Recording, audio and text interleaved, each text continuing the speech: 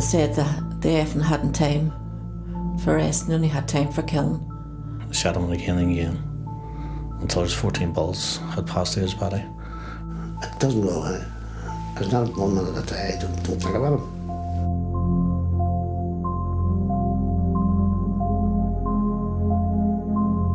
He posed no threat to anyone. And they were able to shoot him. He'd give his life, and Father Mullen would give his life for just basically helping people. In any other society, they would be given the awards, they'd be heroes, but in the society we lived in at that time was different.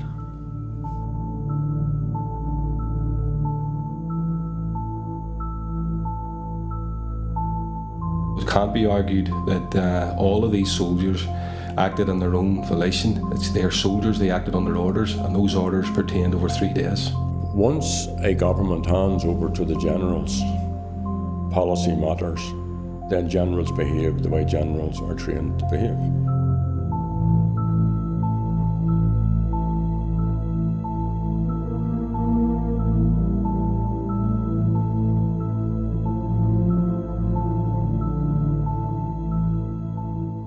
I was born on the 9th of November 1956 in the house that I'm still living in Ballymurphy.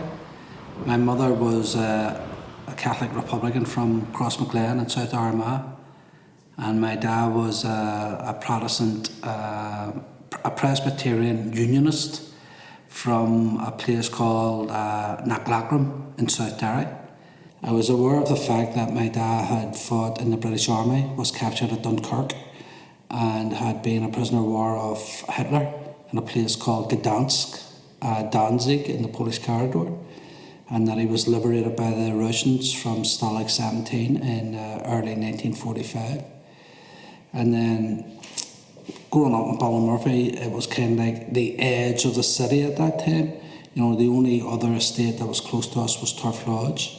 So we'd have spent a lot of our time in and around the mountains, up the Hamilstown and so on. So we used to spend some of the summer collecting bonfire wood and going and cutting down trees and things like that.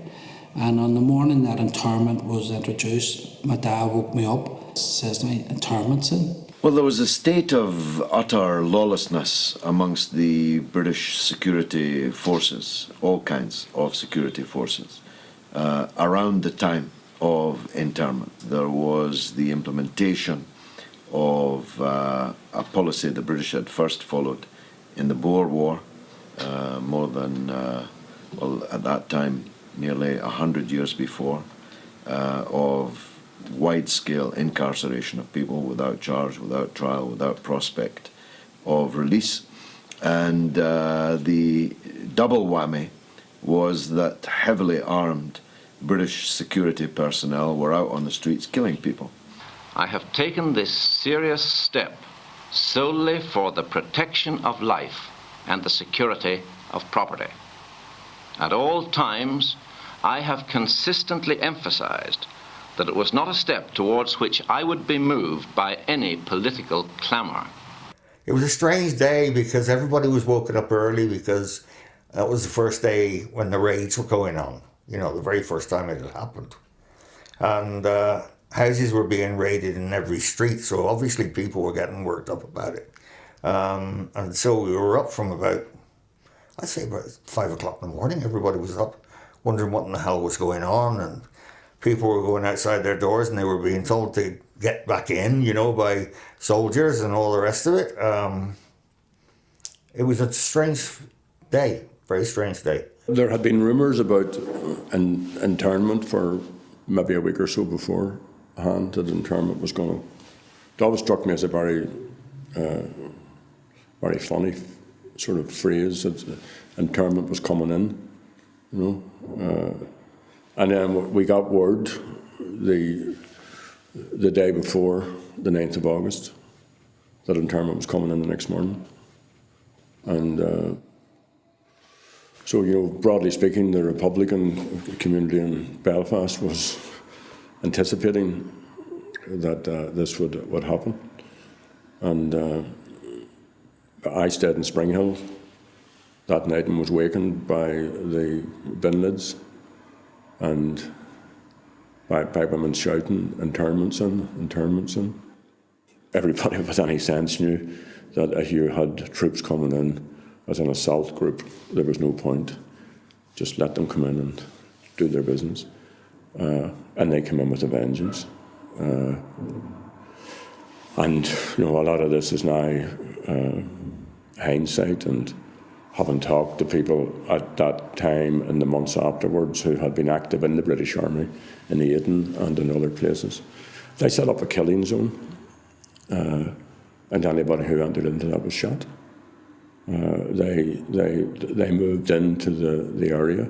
I was in Glenlina Road at the time.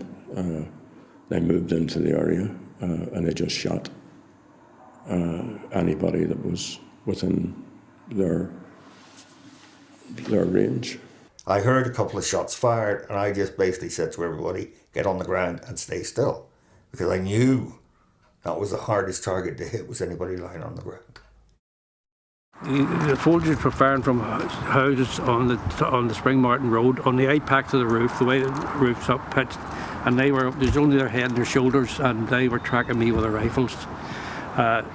This was in this field here, the open ground, and it was over in this direction here that I had been running across whenever I was hit. I was hit from that position. It was here at this field at the rear of Springfield Park that Father Mullen was shot. He'd been in his home about 150 yards away when word reached him that a man had been shot and wounded in the field. Father Mullen immediately left his house and rushed to the scene, braving a hail of crossfire as he did so. Waving a white handkerchief, he approached the wounded man. But as he did so, he was hit by a burst of automatic fire. He fell and began to crawl away, but was hit again. First aid men who'd seen the incident rushed forward to help him, but the gunfire continued. And an 18-year-old youth, Francis Reed, who'd also rushed to the scene, was shot through the head. He left me about 20 yards away from me with gunfire, and I heard him screaming, and I looked over my shoulder and he was lying on the ground, doubled up. And then a short time after that, there was more gunfire, and he seemed to be hit again, and the fellow beside him was hit in the foot. And almost immediately, a lad called Frank, when he was lying beside me, as he just jerked up, and I looked at his face as he was coming down, and he was dead. He was dead instantly. I told my mother that he had been shot, but not dead, because I didn't know at that time that he was dead, because it was on the news. But do you believe what you hear on the news? At times, it's not true. Hopefully it wasn't true at that time, but it did end up that it was true. I got my local doctor to come down and tell my mother, because she would not have been able to, in case she wouldn't have been able to cope with it. So he told her, and then she was unbelievably overwhelmed over, I don't know. One feels that the tragedy of his death is something that some good could come from if the message of the manner of his dying were appreciated. He died in ministering to his people. He died giving the benefit of the sacrament of the church to somebody who was in need.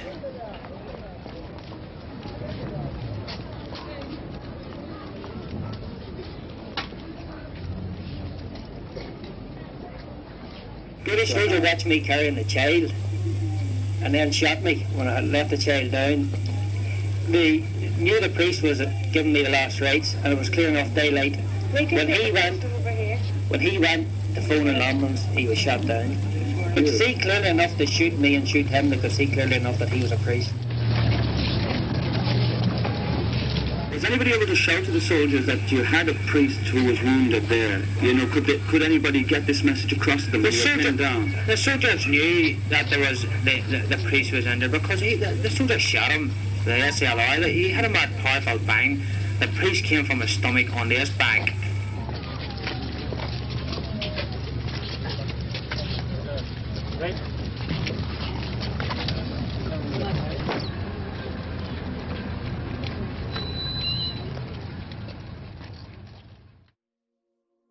in the late news, a news bulletin came on that says that a priest had been shot dead and a young man in the Ballymurphy area. And my mother turned around and says that Sonny's going to have a sore heart tomorrow. And I never thought no more about it. So the next day, I was just lying and I was off school. And the next minute I heard this terrible banging at the door, bang, bang, bang.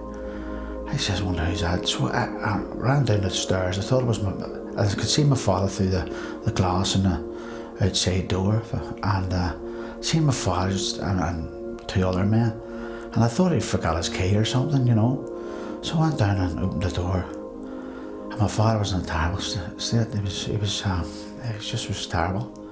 And I says, what's wrong, Daddy? What's wrong? And he says, Frank was shot. And he just nicely walked right past, and he sat on the stairs. And I run over to him. I says, and I always remember saying this. I says, was he wounded, Daddy? Was he wounded? He says, no. He was shot dead. We're talking about that in perspective that he was my brother, but he was also my friend, you know. Because me and him went to the bars together, went dancing together. I worked a couple of jobs with homies out, but I mean in the car, you know, and working and stuff. And funny enough, about 5 or 6 weeks before that, when we lived in Stromullis Road, there's a graveyard up there in the museum, and we were doing a job on the roof. And me and him were sitting down, and there's a graveyard, we were sitting on the wall, and he looked and he says, look there's way up there, the edge of graves and stuff.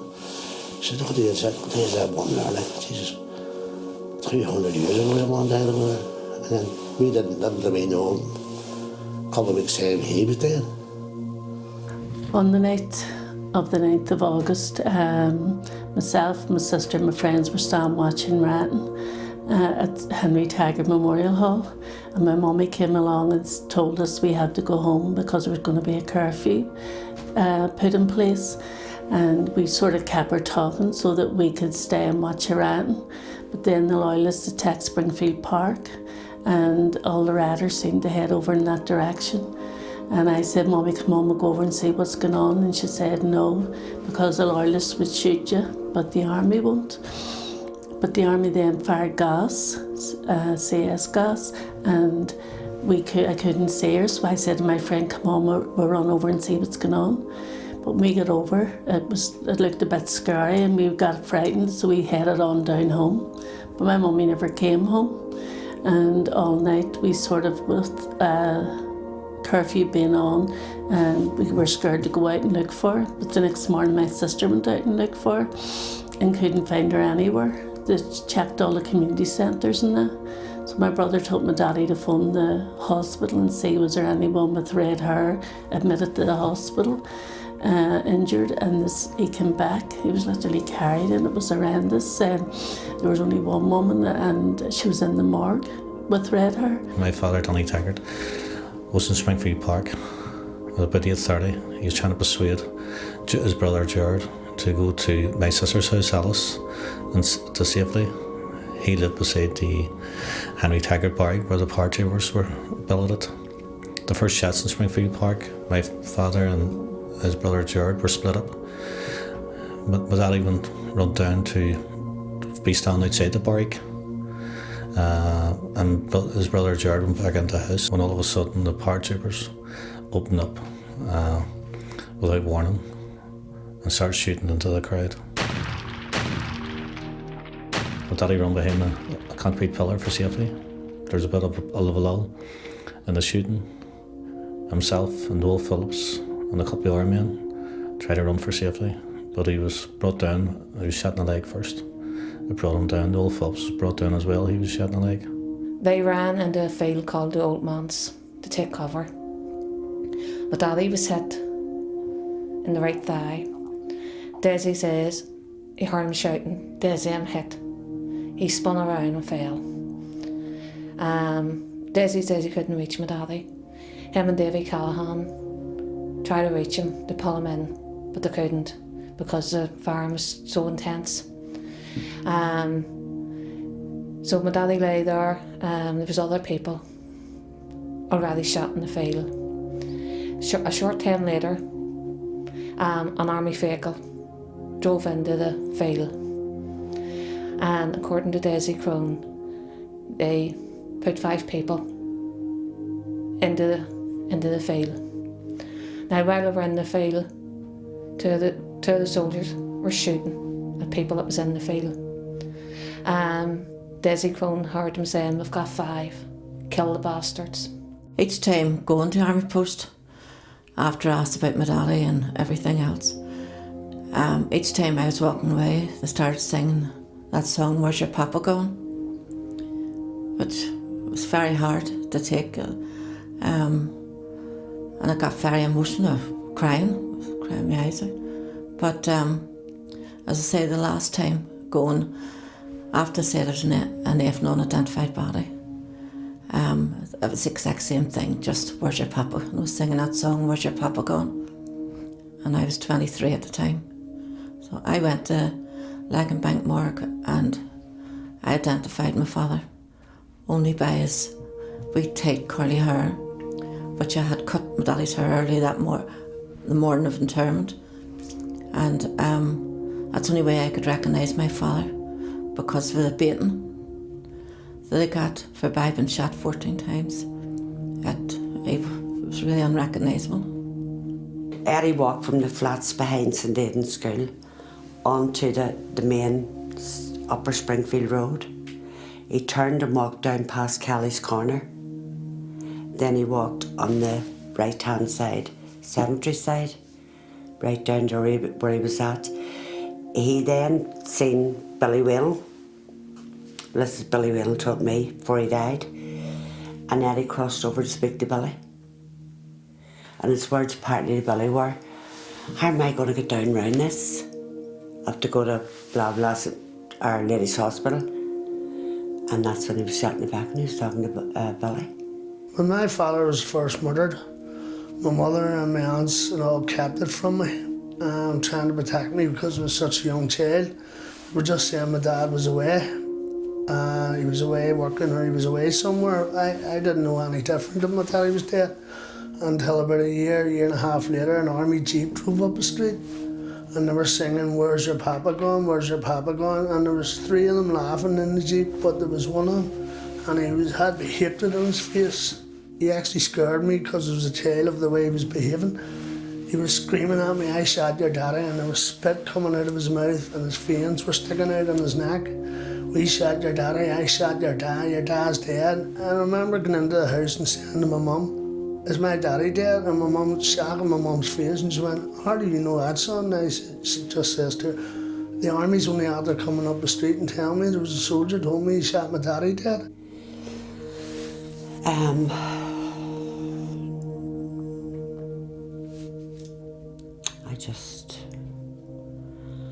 I think he was, I don't know, this soldier here he was, he's probably just took his frustration out in the crowd and just fired indiscriminately.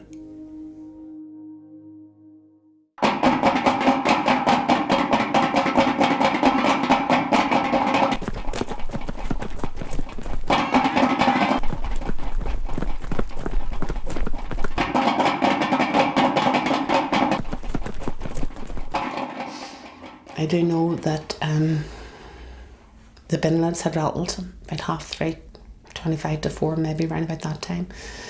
The bin lids rattled and another brother woke Terry and John. They got dressed and they went out. Now in between that, John went first, followed shortly by Terry, because to be honest with you, my daddy and my mummy tried to stop them going out. And what we do know is then that for some reason John ended up at, it must have been near Derry Hill, that's where he was basically, that's where all we know, where he was shot. We don't know anything in between. Well, I was only 9 and we were out playing in the street because he had been missing for a couple of days. And I remember my Uncle Paddy coming down the street and get into the house, and when we went into the house, it was my Uncle Paddy that told us that he was dead. He died 16 days after he was shot. And I just remember walking into the house and hearing him saying that my daddy was dead. John was shot in the back. It was a flesh wound. It wouldn't have caused damage, but it wouldn't cause death. But also then we found out that through his autopsy reports, because I've always believed that John was shot once until we started doing our own investigation. And John had another bullet wound to the thigh, which travelled up and damaged every vital organ that was in his young 20-year-old body. And this bullet, would have been, when he was shot, he would have been lying down. He posed no threat to anyone. And they were able to shoot him.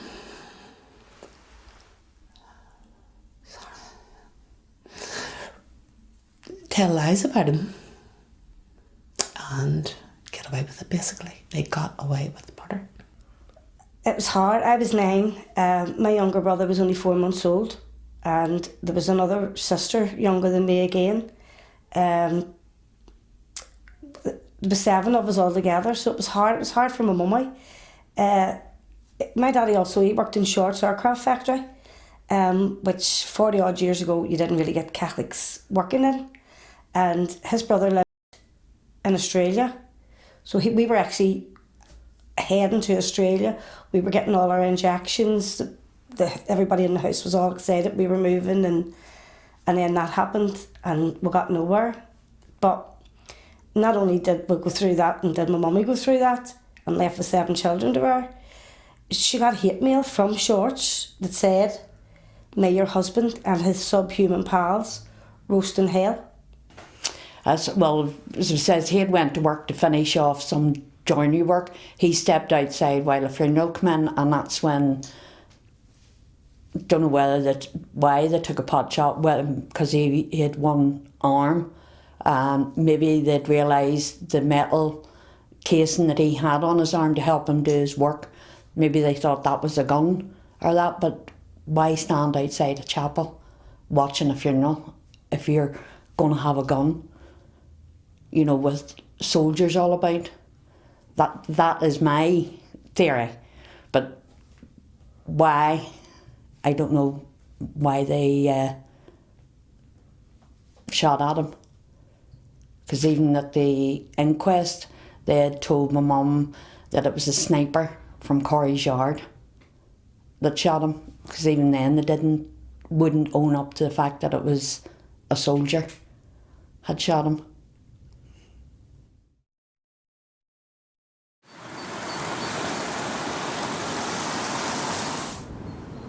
I suppose I knew about it at the time, but there was a lot going on at the time, you know. About 4 years ago, I got involved with the Ballymurphy families. I came to a meeting up here in Stormont where they were doing a presentation, and I heard their story at that time, and that was when I became fully aware of what had happened and decided to make some inquiries into the matter. I feel that this was where everything went crazy. Basically, the army came in, and my perception was to protect the Catholics on the Falls Road from some of the incursions that were taking place, and from the many that were burned out and around Clonard and similar places.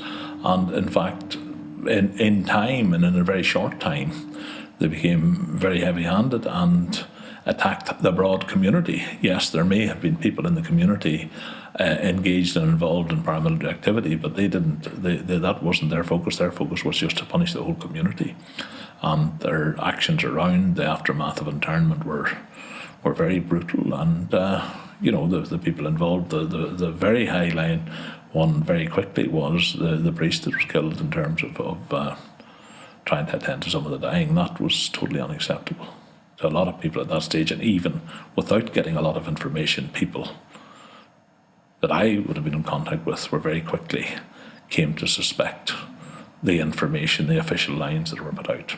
This morning, the army was only guessing at the number who died. It's all they can do. Nobody really knows how many snipers were hit by army shots, and the soldiers are convinced that several dead snipers have yet to be recovered from where they lie at their firing points. There was no crossfire, there was no gun battle, the people who were killed weren't caught up in, armed actions between Republicans and the British Army. They were killed by the British Army. In conflict zones throughout the world, there are often competing versions of the truth. That promoted by the state, and that of the families and the community who suffered human rights abuses at the hands of the state. And in the struggle between these official versions and unofficial versions of the truth, the law and by extension the criminal justice agencies are used by the state as a tool to deny what had happened. And that's exactly what happened in Ballymurphy. In 1970, there was an agreement between the British Army, General Officer Command, and the Chief Constable of the RUC, whereby when soldiers were being investigated in relation to lethal force incidents, the interviews were carried out by the Royal Military Police, which usurped the responsibility of the police in relation to these incidents. Soldiers were not subject to the rigours of the law or weren't made accountable. In addition to that, the RUC made no attempt or no genuine attempt to trace all the witnesses and obtain witness statements in relation to these incidents. And what you had then was the outworking of that was flawed inquest. The coroner was not cited on all the evidence, and crucial evidence was withheld from him. He couldn't compel soldiers to come to the inquest. Soldiers were not cross-examined by the family's representatives. And the jury or coroner could not come to findings. There was simply a verdict. In these particular cases, which I would describe as RMP cases,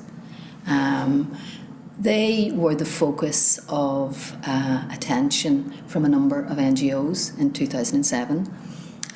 Some of the cases were completed by the HUT, and one of them actually was a Ballymurphy case, which I read, was astonished at the level of lack of investigation. It became apparent very quickly that there was a lack of a coherent legal strategy in the campaign, and I advised the families on a number of issues, including an application to the Attorney General to reopen the inquest and related civil proceedings against the Ministry of Defence and the RUC. A good example of evidence being withheld from the original coroner is the case of Edward Doherty, who was shot dead on the 10th of August 1971. We have now obtained various statements from Soldier B, who fired the fatal shot. In his original statement to the Royal Military Police, he stated that he had emptied his cartridge of 30 rounds. I must have inadvertently engaged the chase lever, an automatic. I emptied this magazine, firing towards the rifle. I had seen the man lean down and take a petrol bomb from a mineral crate standing in the road and light the fuse. As he was throwing it at me, I cocked my weapon, ensured that the change lever was in the single shot position, and kicked open the left-hand cab door. I leaned out of the cab and, holding the weapon in my left hand, I sighted and fixed one shot at the man who had just thrown the petrol bomb. However, in the later statement to the coroner in 1972, he stated he had fired one aim shot at the deceased. Now that's an extraordinary omission, which was withheld from the coroner in the original inquest. And on that basis, the Attorney General directed a fresh inquest into the death of Edward Doherty. I knew my daddy was shot dead. It sort of changed my whole life as a child. I was angry. I was growing up. I was wanting revenge. I was wanting everything. And I just failed to understand how the man that murdered my father made two different statements, two totally separate different statements, and both of them are lies. One saying my father was a petrol bomber, the other saying he was a gunman. They were both lies. My father, when he was found, hadn't got any gun residue, no petrol on his hands, no nothing.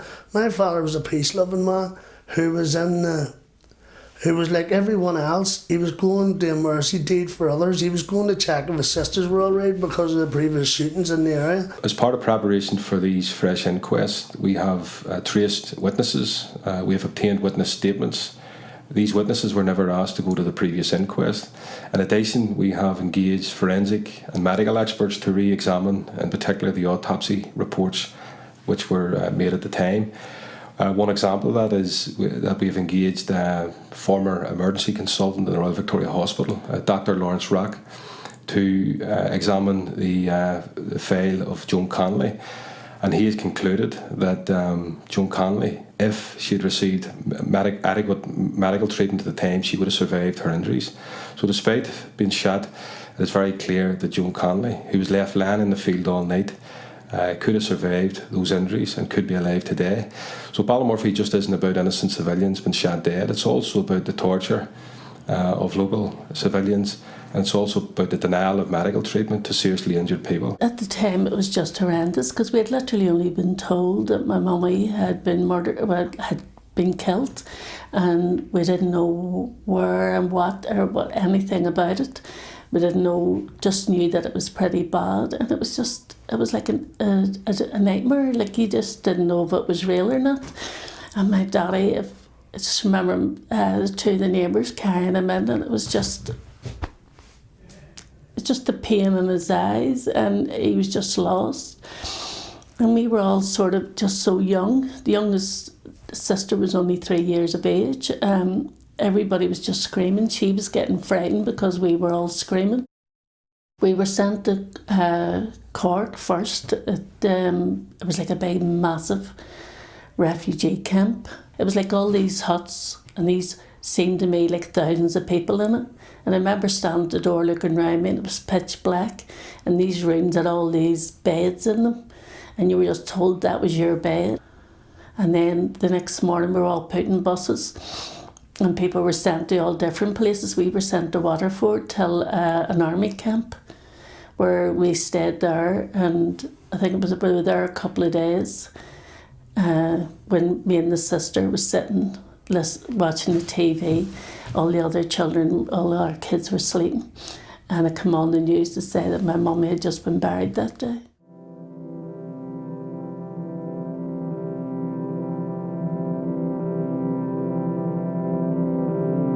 People honestly want their loved ones' names cleared. I mean, I think particularly of Joan Connolly, who was the mother of a family out trying to find food for her children's breakfast the following day. She wasn't engaged in paramilitary activity, but she was just one, and they were all killed in equally despicable circumstances.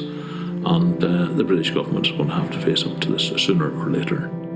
I regard the British Army as being my army. I like to be proud of them. I'm British. They operate around the world in various scenarios, such as Afghanistan and Iraq and elsewhere over the years, the Falklands. I would like to think that they would conduct themselves in a proper way, particularly when they're involved in civil duties rather than a war situation. It does look likely that in Ballymurphy, as in Derry, they didn't conduct themselves in an appropriate fashion. And I think we need the truth of it. We need to find out what exactly happened. And the evidence would appear to be there. It just needs to be studied, sifted and brought out. Nobody has a reason not to know. And if we can educate our young people to go searching for the truth, I think that they'll find it in a way now that they never were able to before.